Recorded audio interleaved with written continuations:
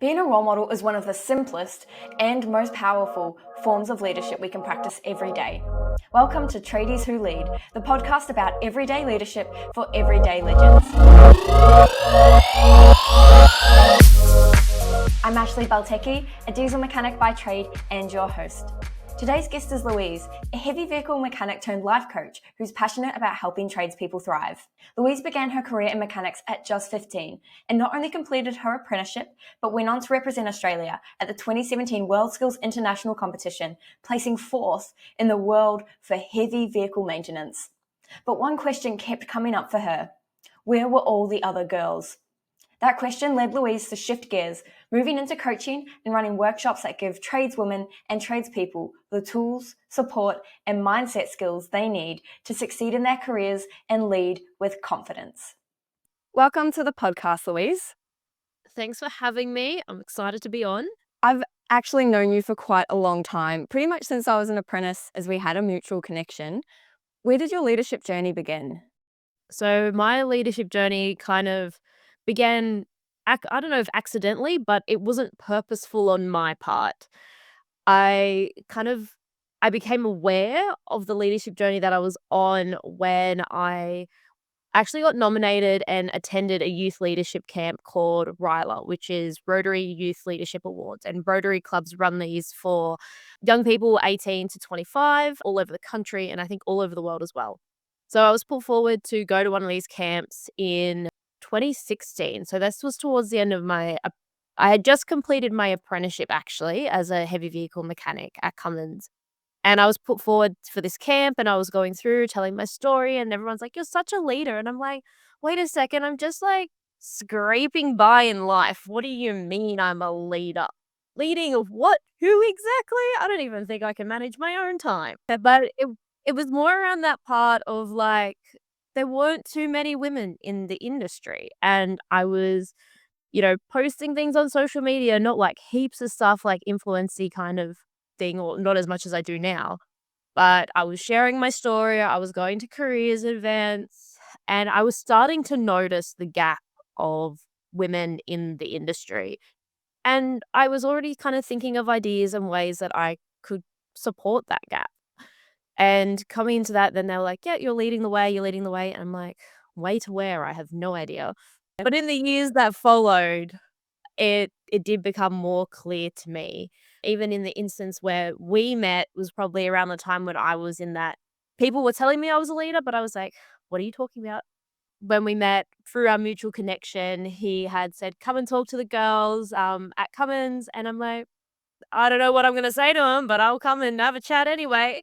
And just seeing that, like, yeah, cool. Like, I'm a few steps ahead of you guys. So that in that sense, I'm a leader in that way. And now that's how I kind of see myself. Like, I was a mechanic for 7.5 years. I became a trainer and assessor. And you know what? I'm not a CEO. I'm not like some high tech up in a business, in a company or anything like that. But the girls and the people that I'm trying to help, people that are getting out of their apprenticeships, completing their apprenticeship, doing those first few years after their apprenticeships, managing their mental health. And in that space, I feel like now I can confidently say that I'm a leader in that space. I give myself time to think about it, to solve the problems, to listen to people's problems, and then to help them solve it. And in that sense, that's how I feel like I'm a leader now. That's really powerful to reflect on the fact that there is so many different types of leadership. And being a role model is definitely one of those forms, and probably one of the easiest forms to step into leadership without recognizing or realizing you're in that space, because it can be so instinctual, especially when you are those few years ahead in the journey, that you feel that role without trying. It's kind of a byproduct of being a role model, and often something that no one really puts their hand up and is like, yep, I'd like to be a role model. It's about how you show up and the fact that you were giving as much as you were still learning and growing yourself. How do you show up as an everyday leader now? What does that look like on the day-to-day for you when you're coaching others and still showing up online?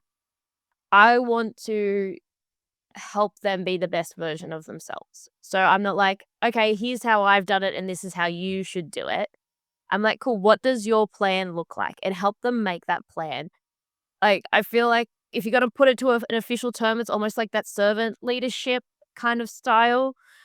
but I really just see myself as, like, coaching them to be their best. Like, the coach on the on the sporting team is not the star, but it helps them become, like, helps the players become the star that way. So, just showing up with that goal in mind every day helps me be that leader, whether it be on social media, if I'm not out at any events with my clients, if I'm going to networking events, just how can I make this space better for everyone else? So you have a very clear vision about the kind of role and the impact you want to have on other people, which I think we have a lot of leaders in our lives that they might have some good leadership instincts and then maybe some things that they need to work on, as we all do. But that vision actually really helps us show up in the way that we want to show up, because if we know what we're aiming for, we know maybe what things we need to be working on to improve to become that leader or to become that person and to have that impact on others. So that can be really powerful. Have you found that there's any mistakes that you've had to learn from stepping into this space, whether as role model or as leader now and coaching others?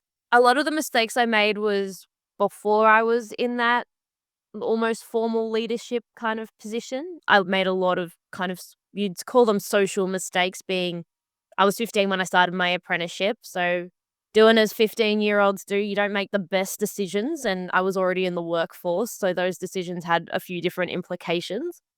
But going through that and now in this leadership position, I think it's really important to remember how powerful your words can be. If you have people following you and people listening to you, like, your words have power. And sometimes, especially when you feel like you don't have any influence, then you can let your kind of words run wild, especially if you're not in a good way mentally, or you're frustrated, your emotions get the best of you. Then sometimes you can say things to people that are like, they've been open and receptive to all the stuff that you've been saying, and when you say something that's not aligned to that, then they can really feel that, which is not a mistake that I've made often, but I have had that happen to me from other coaches that I've opened myself up to, and I know that it really hurts, and I do my best not to do it to anyone else, because I know, like, having that mentor and kind of giving them a direct way into yourself, and then if they either take advantage of it on purpose or accidentally, it can really be quite harmful. I think you've highlighted something really challenging about being people, and I genuinely don't know how we don't mess it up more often, because communication is so nuanced and every person is so different. Well, how we don't miscommunicate more often actually surprises me. But from, I guess, that leadership consideration for at any form of leadership, whatever stage you're at, showing up as an everyday leader, we're navigating that gray zone that every person needs something different or reacts to something different. And we have to be really mindful of that if we want to be mindful of the impact we have on others. When you talk about being mindful of that yourself and not wanting to do that in your coaching arrangements and your mentorship arrangements, is that like a self-reflection or just a mindfulness, and that's how you kind of try and avoid that situation from happening? Or is there other steps you take? So there are a few other steps I take, so I am very mindful of it. But even in, like, the coaching space, sometimes you have to say hard things. If you notice someone, like, you sometimes I say it like this depending on my relationship with the person, but sometimes you need to be told to pull your head in. Like, you go off on that tangent, you're stuck in your emotions, like, you need someone to give you that bit of a shake. But I really like to kind of preference that. Or if I'm bringing up an idea that might not align, but I'm not quite sure, I often preference my words with, like, you can take this or leave it. This is just what's coming up for me that I think needs to be said now. But if it doesn't align, like, throw it in the bin. And just preferencing that, especially when you're talking about hard topics, if it's like bullying, harassment, people taking accountability for themselves, and, like, I've had people call me out on my stuff being like, "Louise, you're really wallowing this in this emotion, like, this is not useful to you. Like, I understand it's hard, but you need to snap out of it." And sometimes if you're in that space, it can be really hard to hear those kind of things. So, coming around with a full approach with, like, preferencing, like, people can take on that information if they want to, and then, "Okay, this can be hard to hear. Do you wanna take this on board, and do you wanna do next steps?" And actually having that follow through when you do say something hard, it's not like, "Here's a really hard piece of information. See you, bye." Like, it's a hard piece of information. What would you like to do with it, and how can we go forward with it as a team? That focus on respect and intention is obviously really powerful to make sure that even if you do make a mistake, as it's inevitable when it comes to communication, that you actually have set yourself up in a way that you are quick to be like, yep, no worries. That wasn't necessary or that wasn't helpful. We can move on. Like our words aren't final. We are going to misinterpret people, but you have, I guess, an approach that you're mindful that you might be saying something difficult. So you set it up in a way that you check in with them instead of just letting them take that on board and be like, oh, that didn't feel good. And then they have to sit with that until the next time they talk to you and probably impacts that relationship pretty negatively. That's it. Like, I have a concept that you have, like, 50% of every relationship that you're in. And obviously in different types of relationships, you might show up more, you might be 60 or 70 or sometimes 100% if that person's not well, but then they give it back to you. So in every interaction, you're showing up your 50%, they're showing up their 50%. And you got to be mindful that people are interpreting that in different ways, but you got to be happy with the way that you're showing up. And sometimes when we're talking about saying hard things, sometimes, the decision you have to make as a leader is like, okay, this person might be annoyed at this piece of information, but will this short term kind of maybe tension or something to work through, would that be harder than having this person make this perceived mistake or action long term? And just weigh Wow. that. Yeah. Yeah.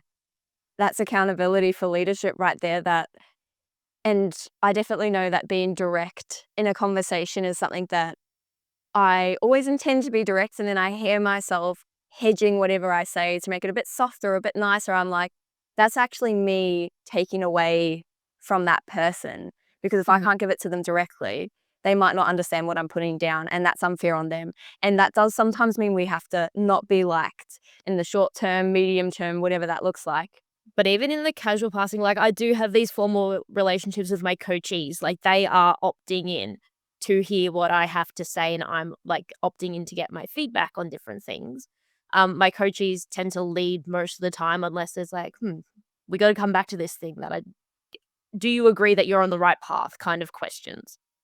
But in a casual kind of situation, if you don't have this formal relationship, I'm actually working with this with one of my coachees at the moment as well. She's noticed something about a peer, a female peer, and she's like, well, this can be interpreted in so many different ways, these actions that this other woman's doing.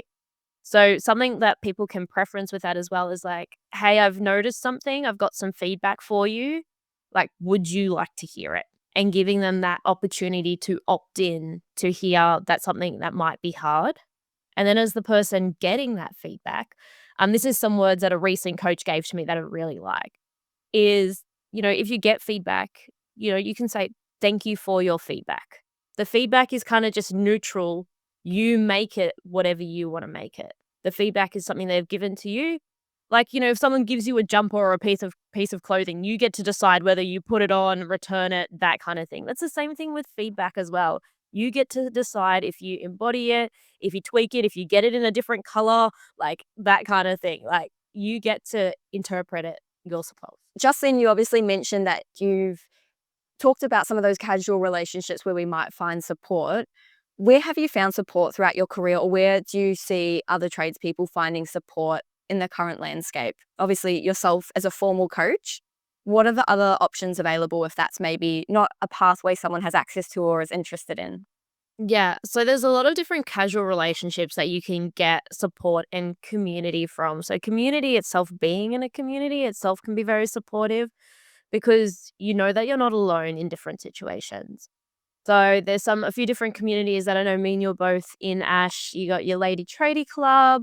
There's Lady Tradies and Rocking Chicks. Empowered Women in Trades run different networking events. We've got a few local group chats that are happening. I'm somehow got into one. I'm based in Sydney. I'm somehow in a group chat that's based in Brisbane. So I hear about all those girls getting together. We've got one in Sydney where we meet up at the pub, like at one of the pubs on the first Friday of every month.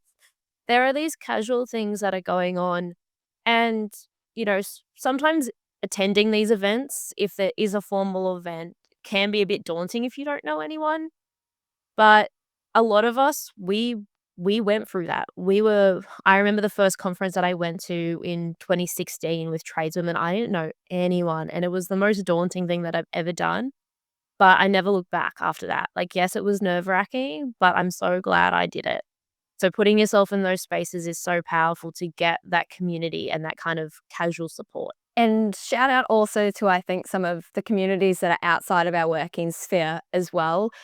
So much of our support networks often comes from our friends and family who maybe don't understand the nitty-gritty of what we go through as tradespeople, but they're often huge advocates and they have our back. So the power of having people who have your back, no matter what shape that community is, can be really powerful. One of the kind of casual communities outside of the trade as well that I joined when I think I was a 3rd year. I think I was a 3rd year apprentice. I started doing pole dancing for fitness. One of the best things that I've ever done for my career. When I was a 3rd year, I was just turning 18.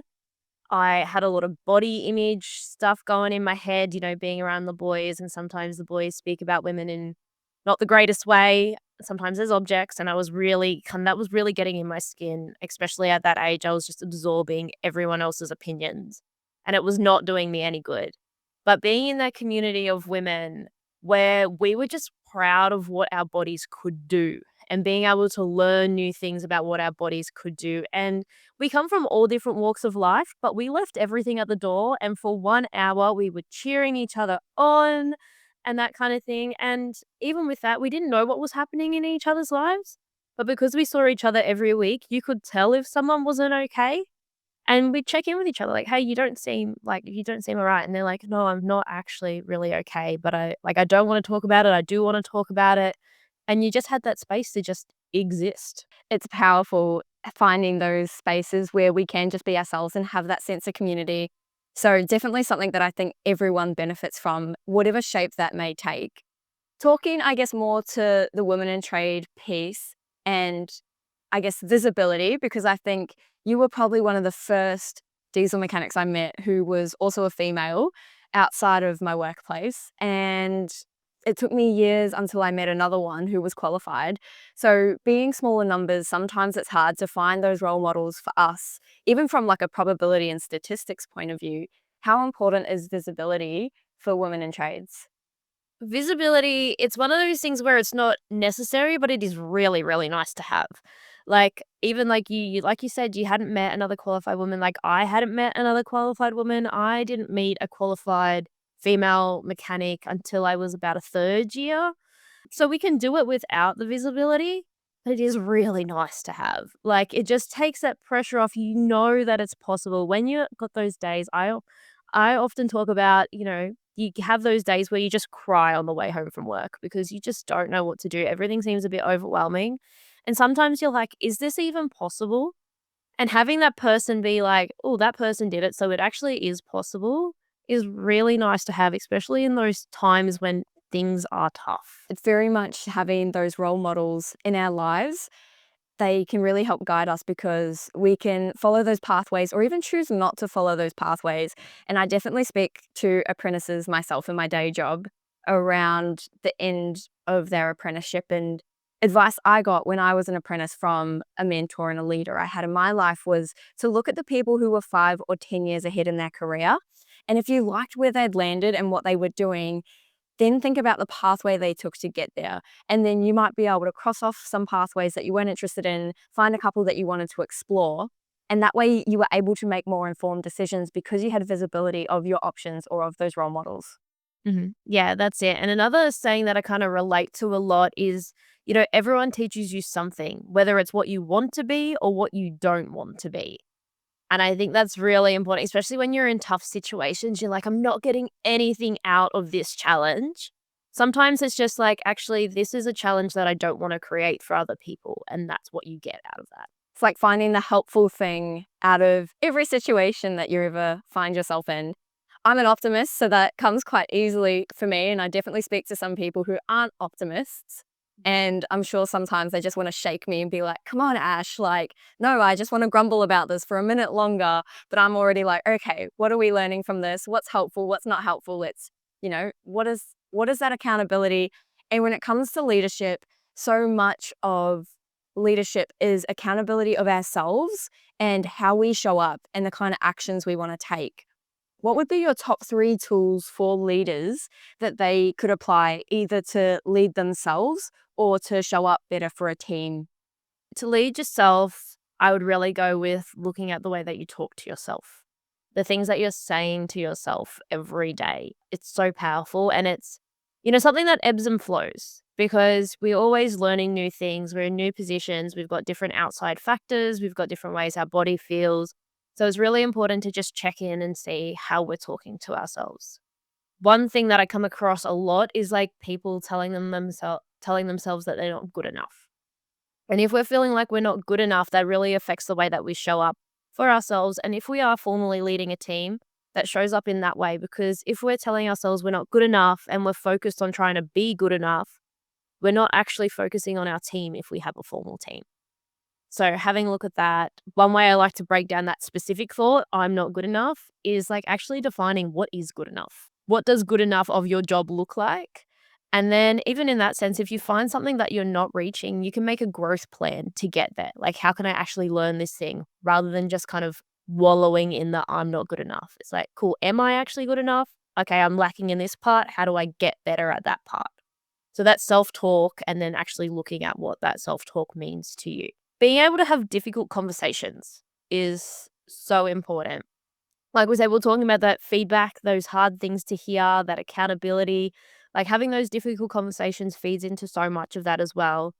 Being able to preference and really kind of gather your thoughts when you are either having a hard conversation or receiving a hard conversation, giving people the opportunity to opt in. So we mentioned like being like, hey, I've got some feedback for you, or I've got something I need to tell you, allowing them to opt in. But even when you're giving that feedback or having that conversation, I really like to use like a 3-part process where you say the specific behavior. If it is a behavior, it's got to be specific. Say the specific behavior, how it impacted you, and a possible replacement behavior. So I'll give you an example. I had one of my girls, I don't know how this came about, but this guy thought it would be okay to get his paperwork and smack her on the ass with it to get her attention. And this is in a workshop. This was not okay. But she just said to him, like, we went through this and she was feeling like quite like, what am I going to say to him? Like, he's probably going to be really offended. He's my tradesperson. I need him to teach me. If I offend him, he's never going to teach me anything again. But we worked out that kind of thing. Is it going to be harder to put up with this behavior, or will it be harder to kind of overcome this tension for a little bit? So we decided we want to go for it. And she just said to him, said, hey, when you kind of smack me on the ass with the paperwork, it really bothers me. Like, I feel like you in my personal space. If you want to get my attention, could you tap me on the shoulder? And he was like, oh, I didn't even realize. Like, yeah, of course I could tap you on the shoulder. Like, it was that simple. But when you break it down and you make it really specific, then people can take action on it. Anxiety. Anxiety is so common in our workspace when we're interacting with people, when we feel like something, we catastrophize a lot. If we get a bad email or someone looks at us funny or we got an interaction that we're pretty nervous about, that anxiety can come up. And anxiety is actually pretty useful because it gets us double checking and it keeps us safe. Anxiety is a very kind of like a primal feeling. Like, anxiety kept the caveman alive. It meant that we needed to stick together as a tribe, otherwise we'd be isolated and the tiger might eat us.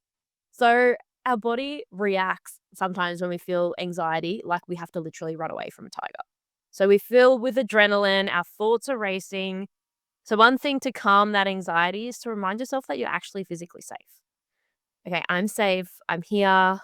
One thing I do like to say is like, there is no tiger, because that kind of snaps you out of that kind of, if you're in that spiral, and it allows you to come back to the ground and actually respond to the situation. The situation, I would say 99% of the time, will most likely not be life-threatening. So you don't need all of that adrenaline in your body that is stopping you from thinking clearly.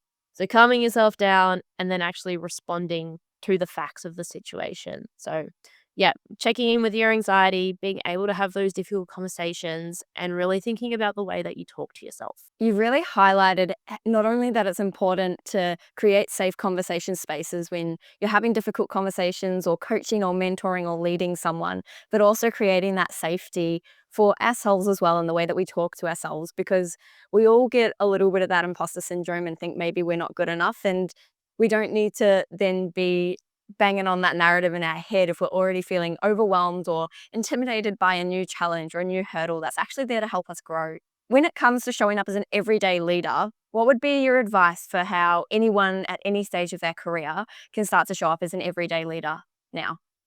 I think being able to give your 100% for that day. And I really like to preference that 100% for your day, like for the day that you're having, because, sometimes we're not having the greatest day.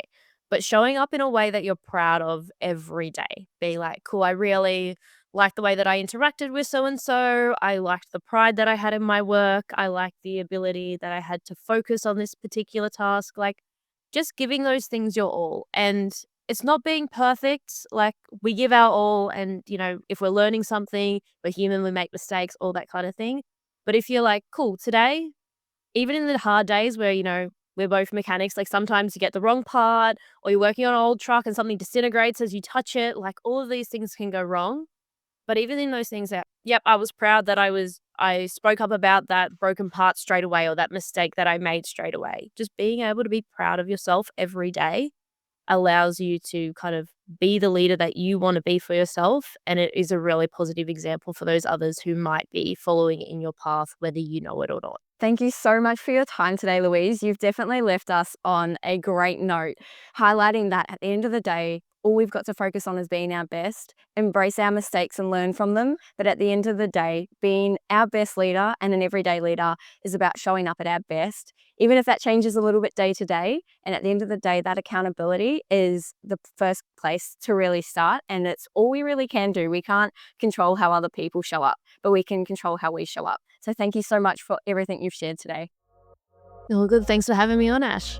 If you enjoyed this episode, make sure you like and subscribe to Tradies Who Lead on your preferred podcast platform.